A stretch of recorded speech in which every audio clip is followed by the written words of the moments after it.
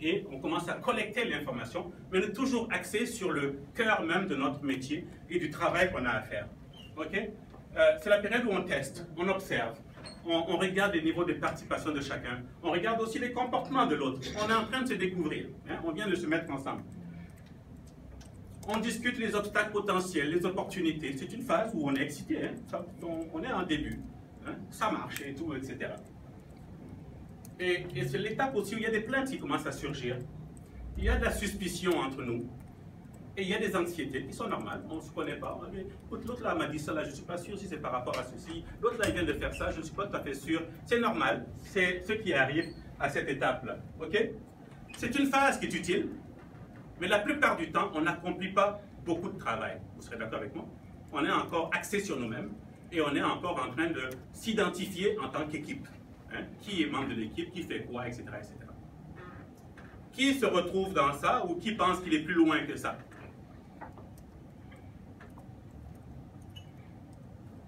Moi, je crois que cette phase-là déduit, par exemple, une nouvelle équipe. Une nouvelle équipe. Composée de nouveaux membres. Donc, tu me dis que toi, tu ne te retrouves pas là-dedans. Composée de nouveaux membres. Tout à fait. Qui, au début, il va avoir des problèmes d'abord de compréhension entre eux.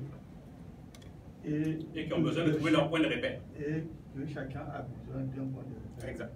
Pour quand même qu'il y ait une collégialité dans l'exécution. C'est le point de départ, effectivement. Comme on dit, c'est le forming, c'est la phase de formation de l'équipe. Donc, je prends pour acquis que peu importe où vous êtes, vous avez dépassé cette étape-là. On est d'accord?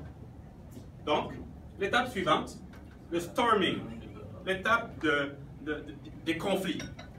OK? Et on dit c'est l'étape de l'organisation ou de la désorganisation. Hein? C'est là où on commence à chercher à organiser les tâches selon nos compétences et nos préférences. Moi, je suis bon dans ça, donc je préfère faire ça. Toi, tu es bon dans ça et tu préfères faire ça.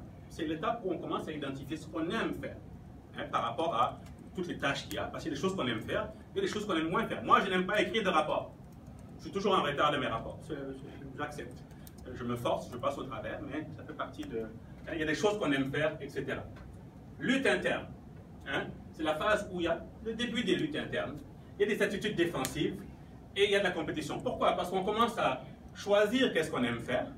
Et peut-être qu'il y a juste une de ces choses qu'il y a à faire et que tout le monde ne peut pas choisir la chose. Donc, évidemment, on commence à se dire « Ah, mais lui, il veut faire ça, mais moi, c'est ça que je veux faire. Mais pourquoi toi, tu ne fais pas ça, etc. etc. » Donc, c'est le début de ce genre de conflit. Évidemment, automatiquement, il y a des attitudes défensives parce qu'on sent que l'autre nous attaque, l'autre nous apostrophe, l'autre stratégise. Donc, en retour, moi aussi, je commence à contre-réagir par rapport à ça. Donc, il y a une certaine compétition. Vous me suivez? Oui. Troisièmement, la mauvaise planification. Hein? Quand on est occupé dans des luttes internes, dans des attitudes défensives et de la compétition, c'est sûr qu'à un moment donné, on se retrouve à fausser un peu nos échéances, à fausser un peu nos objectifs, parce que le focus est ailleurs.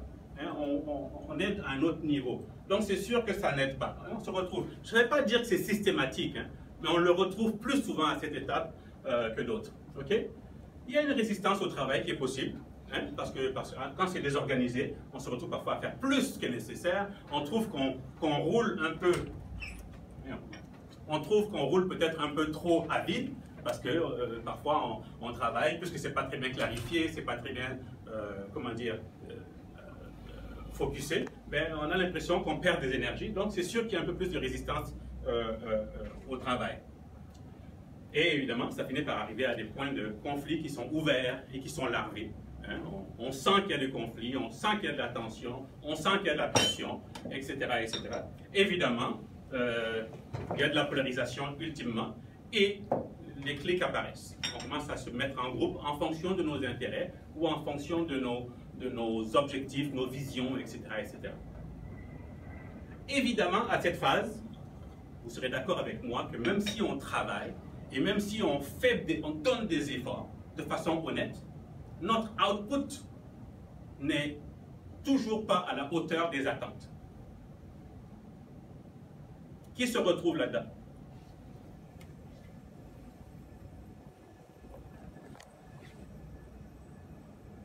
Si personne ne se retrouve là-dedans, donc vous êtes à une étape plus avancée. Oui? C'est bon, c'est bon. Rissa? Non, non, Donc, comme tu as levé la main. Ouais, non, non. Toi, tu te retrouves là-dedans. Ok, tu te retrouves là-dedans.